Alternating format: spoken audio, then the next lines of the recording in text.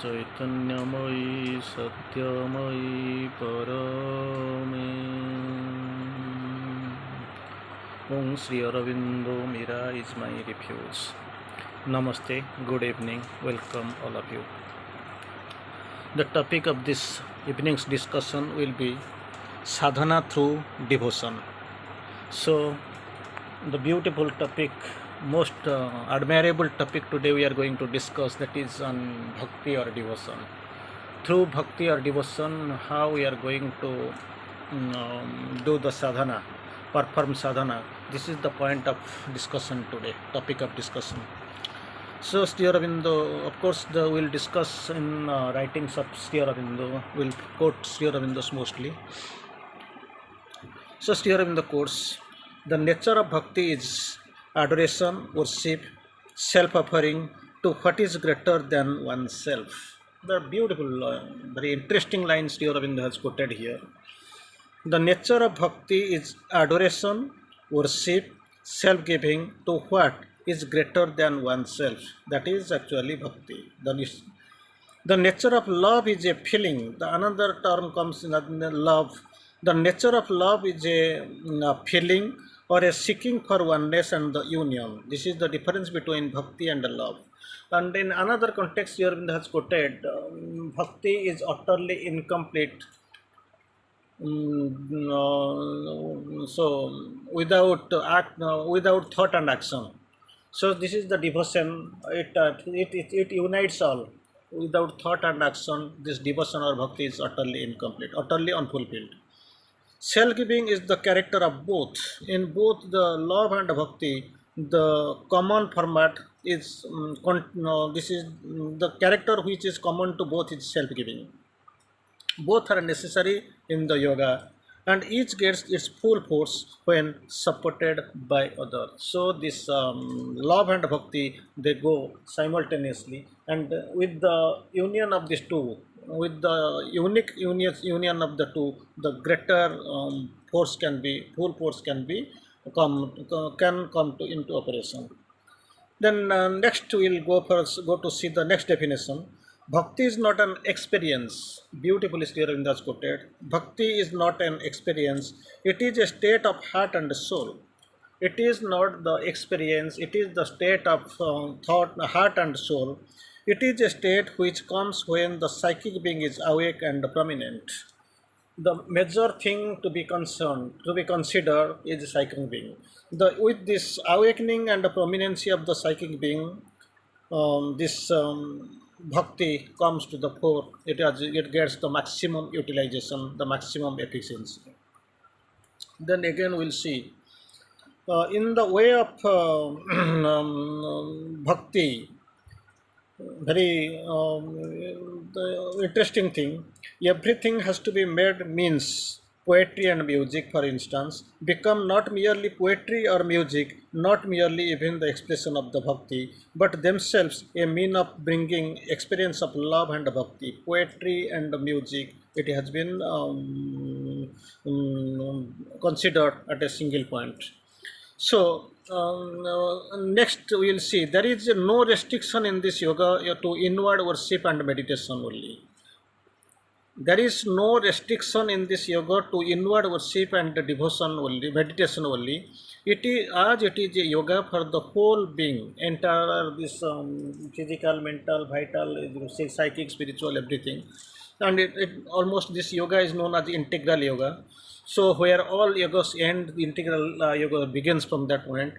Not for the inner being only, no such restriction could be intended. Old forms of different religion may fall away, but the absence of all forms is not the rule of the sadhana. So it unites all, it quotes all, not restricted to the only one or unique movement. It is a combination of all, it unites all.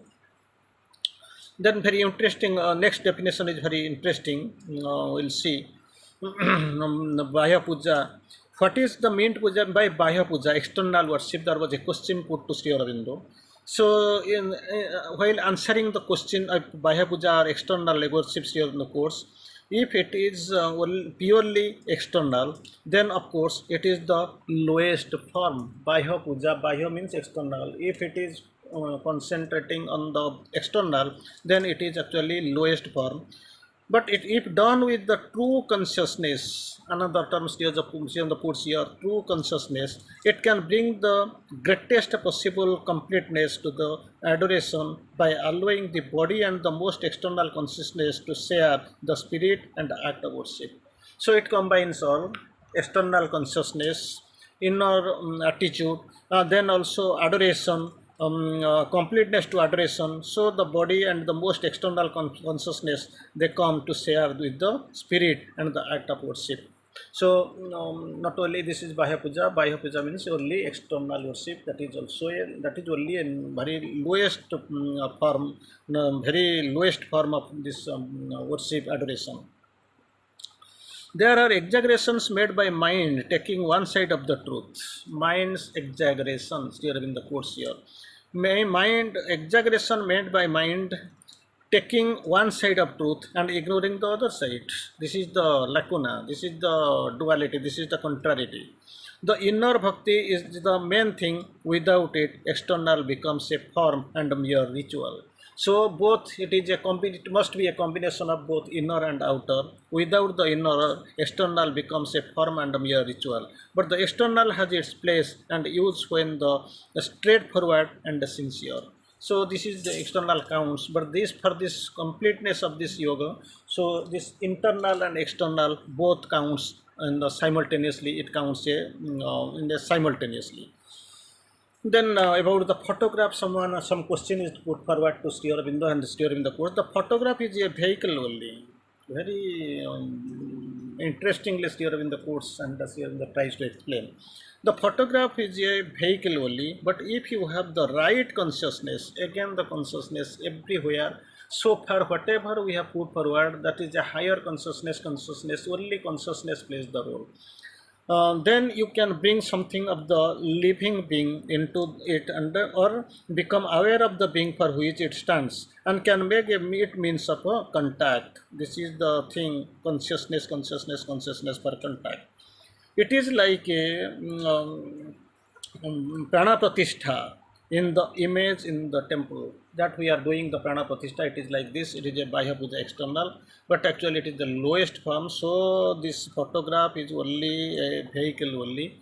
Many things are depending upon the consciousness, with the elevation of consciousness, with the transformation of consciousness.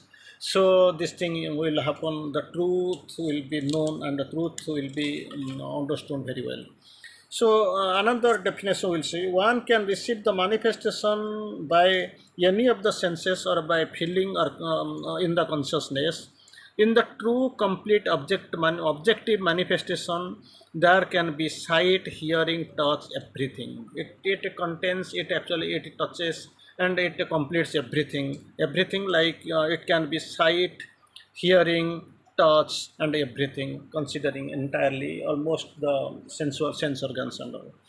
So, if the presence of the divine is established, here in the quotes with the language, if the presence of the divine is established, it means that the being is ready for the transformation which proceeds naturally. If the presence of the divine is established, that is the major thing that can be done, that can be experienced.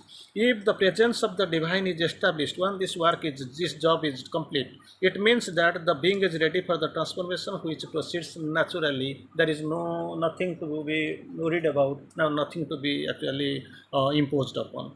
The image not only indispensable, though it helps, but the presence can be inwardly felt without it.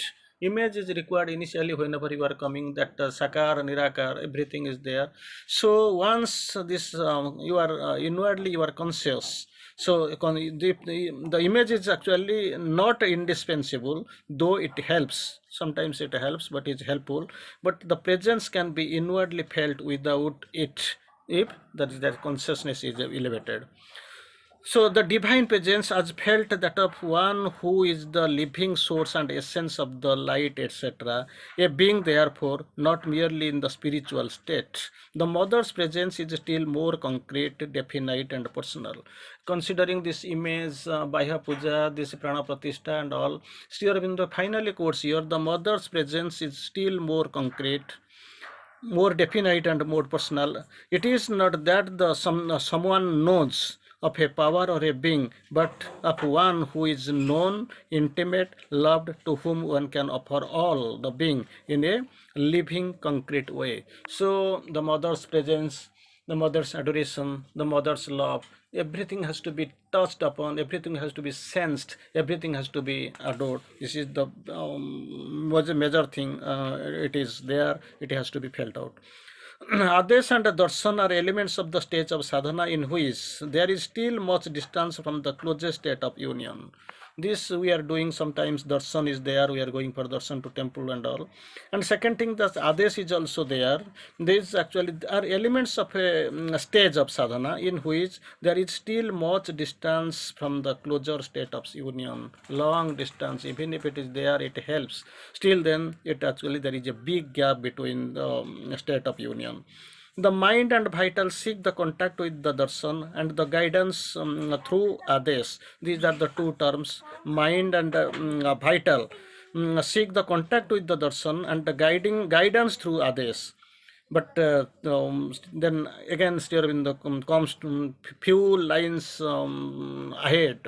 Sri Aurobindo quotes here, what we aim at in our yoga is that constant union and presence and control of the divine at every moment. So this gap is unrequired. So what we need, real need, is that constant union and presence and control of the divine at each moment, not for a time being, at each moment, everywhere, on all the circumstances of this sadhana. But the mental and the vital level are usually remains imperfect, and that is much chance of error. When there is mind, there is a chance of error. It is the supramentalization that the perfect truth of this divine union in action has come. Only this perfect union can come by the divine union, by supramentalization. So beautiful message. We'll see about this bhakti. It has, you know, this Vaishnava cult, Krishna, Radha, Gopis, Aradhyati iti Radha, Karsayati iti Krishna. There was a big attachment, big bhakti, big devotion there. Sri Aurobindo quotes, why should not Krishna ride a horse if so he wants? Question put by Sri Aurobindo. His actions or habits can't be fixed by the human mind or by an immutable tradition. Especially, Krishna is a law of to himself. Sri Aurobindo quotes about Krishna. Krishna is a law to himself. Perhaps he was in a hurry to get to the place where he wanted to flute. That Krishna, that flutes, that fluting, that voice, everything has been beautiful because this Krishna is a consciousness, he is Anandamaya. Then one more thing, Radha is the personification of the absolute love of the divine. That occurs Aradhyati iti Radha. Radha is the personification of the absolute love for the divine, and a total and integral in all parts of the being, from the highest spiritual to the physical, bringing the absolute self-giving, total sincere surrender, and a total consecration in all the being, and calling down into the body and the most material nature, the supreme Ananda. This is the Radha. For that, Radha is the personification of the absolute love of the divine. So here we will quote it constantly, that tradition, this gopi are not ordinary people for the proper sense of the word. They are not ordinary people. They are the embodiments of the spiritual person, extraordinary by the extremeness of love, personal devotion, universe, unreserved self-giving. These are the definitions of gopi. So in this bhakti cult, we'll see a great thing. Bhakti is utterly incomplete without thought and action. Thank you.